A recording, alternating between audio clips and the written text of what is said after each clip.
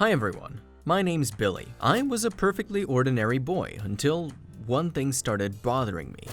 I never had my first time. In order to avoid being the black sheep, I boasted of what has not happened, walked around telling about my love affairs left and right, until the guys started asking me clarifying questions that got me confused and I started tying myself up into knots. Then they all laughed together, and that's how my lies were exposed. I was disgraced, and this truth was blown up by our school gossip girl, sweet Alicia.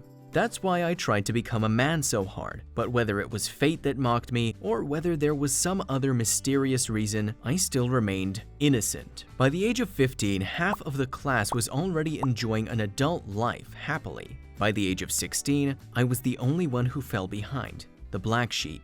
The guys, they're so cruel, used to mock me all the time, but there were also my true friends who tried to help me. They'd hook me up with girls, throw sleepovers on purpose, and the next morning they'd ask me, impatiently, "Did you have your first time?" I scratched my head apologetically, showing it didn't work out. They would be outraged. "It didn't work out? Really? We arranged a surefire success. Billy, you're starting to scare us."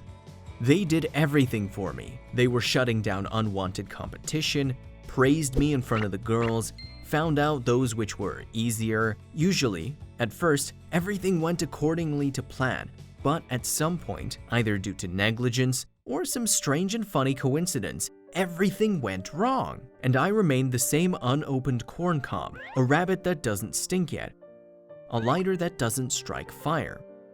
And as for calling girl services, I flat out refused.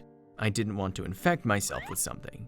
My friends Dan and Colin threw a party at their house to celebrate the end of the semester. It was winter, Christmas Eve. We had a long discussion about which girls to invite.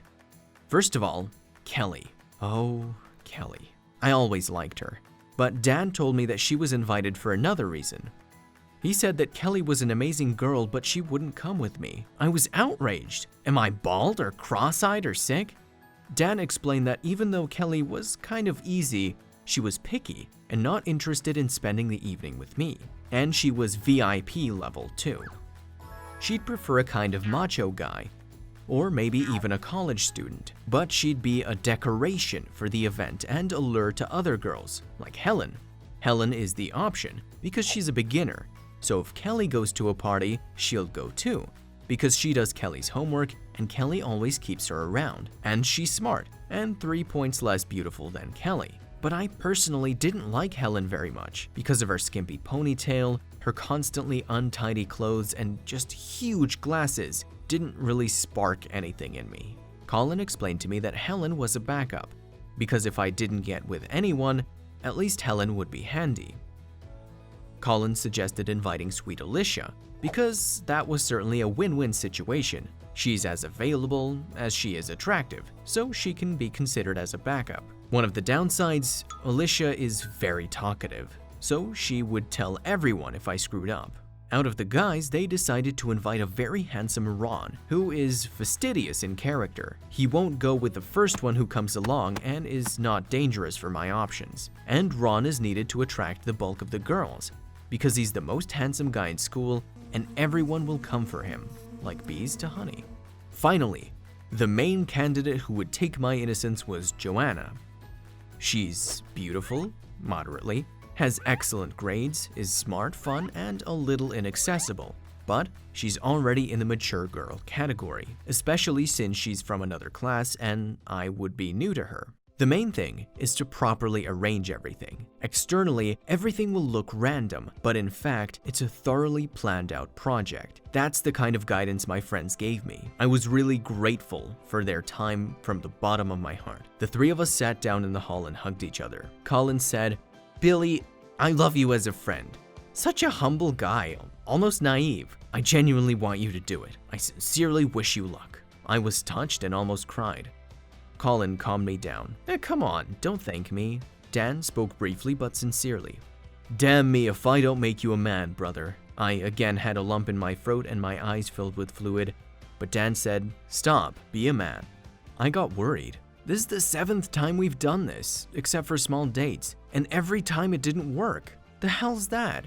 Colin said there's some kind of doom hovering over me, but according to their calculations, the 7th time should definitely work out, or the 10th time. These are sacred numbers, the 7th or the 10th. In the evening, the guests came in full. There were the VIP, Ron and Kelly, my options, Helen and Alicia, and Joanna, the main candidate. By the way, she was especially good today.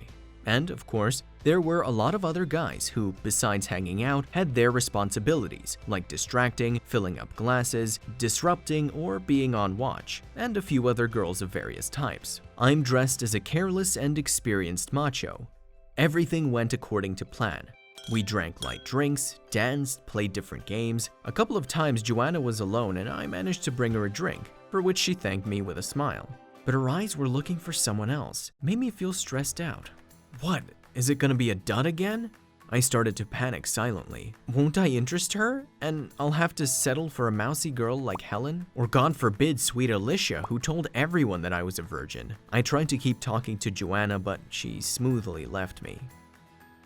Dan was showing signs from afar that I should take it slow. It's not time yet. Colin approached me. He also instructed me, the most important thing is not to get nervous. Did you know that when a person's nervous, he gives out a subtle scent, the smell of anxiety, which can scare the girls away? I promised that I would do my best. Seeing me all jittery, Colin took me aside.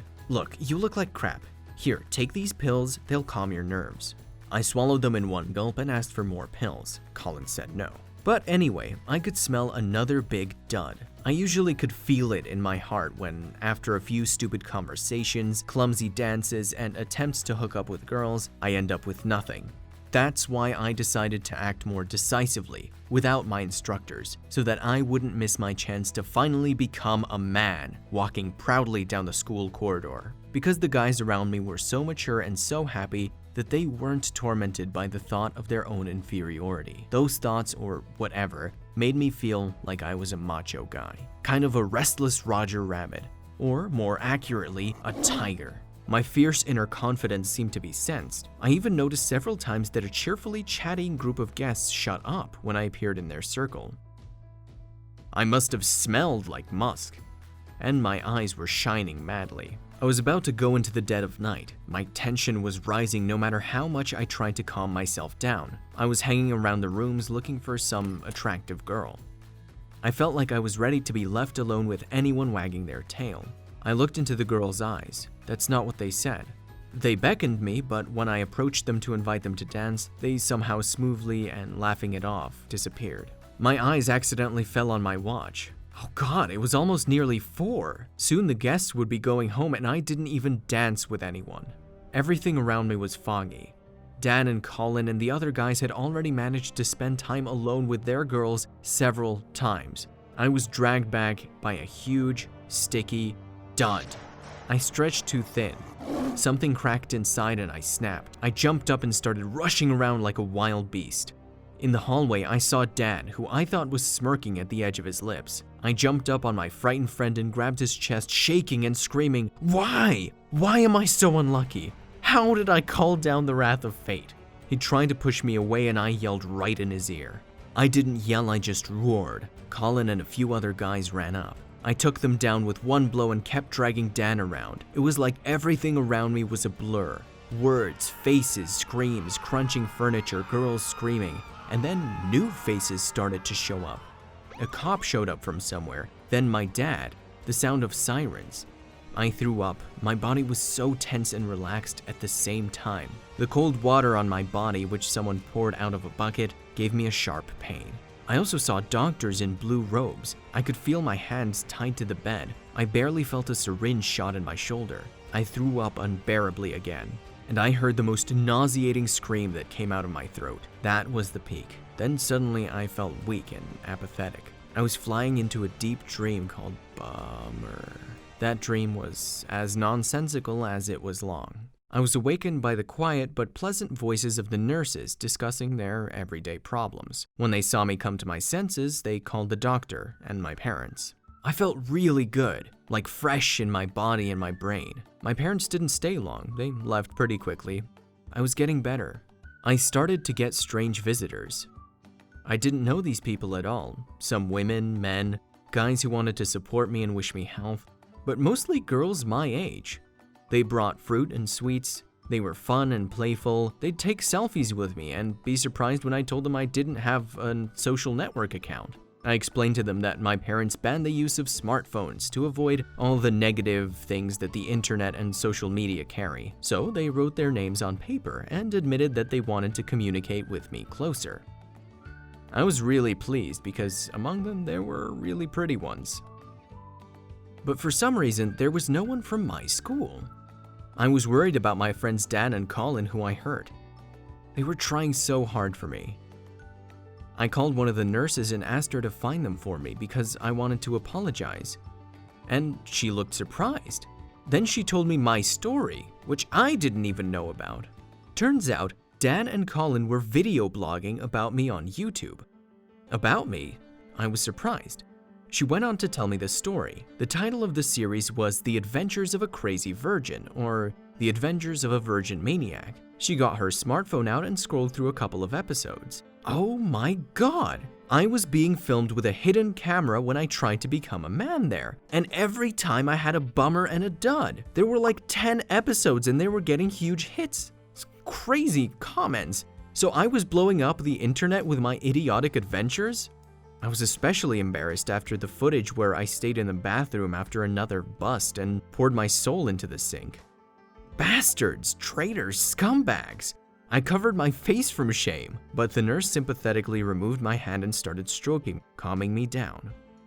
The so-called faithful friends threw parties in their mansion, stuffed with GoPros, montaged the whole thing and put it on the internet. I had a very nasty feeling about what they did. The whole world was laughing at my shame, but on the other hand, I cheered myself up by the fact that I wasn't doomed. A constant bummer is a matter of human hands, and I can shape my own destiny.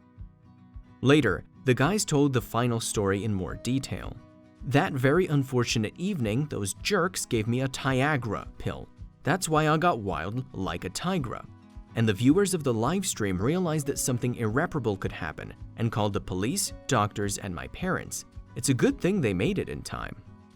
This is how I became an internet star, and I got a lot of beautiful fans. If you like the story, click the like button, write a comment, and subscribe to our channel.